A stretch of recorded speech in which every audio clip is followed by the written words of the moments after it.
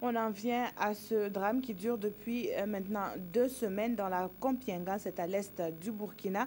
Des animaux sauvages sont retrouvés morts, souvent même à proximité des concessions, une situation inquiétante et désolante qui serait liée à un stress hydrique. Selon les techniciens de l'environnement, certaines personnes sont parfois agressées par ces bêtes en quête d'eau. Alassane Kiendrebeogo et Mamadou Ba se sont rendus sur les lieux et voici leur constat. Ce buffle de 2 ans environ a été retrouvé mort à proximité des habitations dans le village de Bombontangou dans la commune de Pama. Non loin de là, à 7 km, précisément à Mamangou, l'on nous signale une autre découverte similaire. Cet animal, hier soir, il y a un berger qui l'a vu. Donc ce matin, il est venu nous montrer que vraiment il a eu un buffle déposé ici. Donc on est venu trouver que vraiment le buffle est là déposé mort. Hier, nous avons perdu environ 7 animaux qui se sont retrouvés dans les villages et aux alentours de la Kompienga. Une scène macabre qui se passe depuis 2 semaines dans certaines réserves fauniques de la Kompienga. Aucune trace de sang sur l'animal impliquant une quelconque agression. Seul indice majeur, une importante couche de boue recouvre le flanc de la bête sauvage.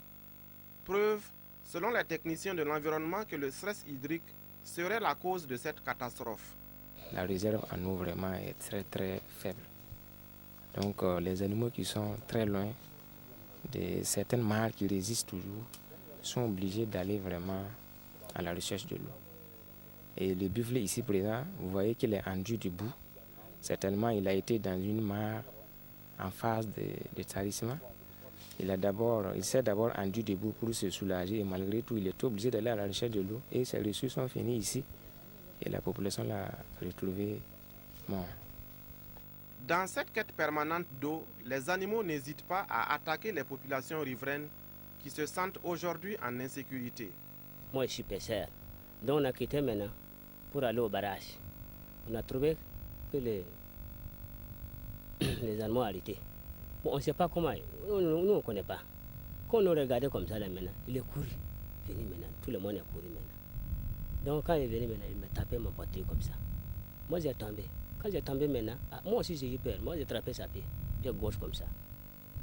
Donc avec les oreilles là. J'ai attrapé maintenant, puis je l'ai aidé.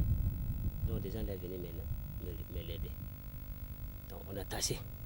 On dit maintenant c'est comme ça là, on va appeler les forestiers. On a appelé les forestiers maintenant. Les forestiers sont venus maintenant les prendre. La solution était de ne plus arrêter le pompage au niveau des forages. Donc au niveau de cette forêt, nous pompons régulièrement.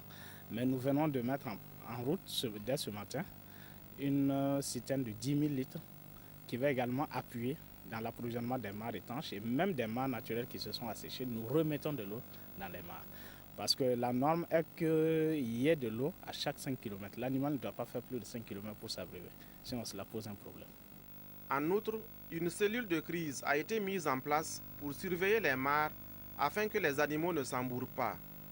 Au-delà de ces initiatives salutaires et face au mouvement incessant d'animaux sauvages vers le barrage de la Kompienga, la prudence est de mise.